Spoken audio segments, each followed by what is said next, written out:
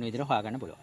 එතකොට මේකේ අපි ලොකු ගැඹුරක නෙවෙයි දාලා තියෙන්නේ අඩියක වගේ ගැඹුරක. මේකේ ඊට පස්සේ අපව රිවර්ස් කරලා අපිට පුළුවන් මේක යන්න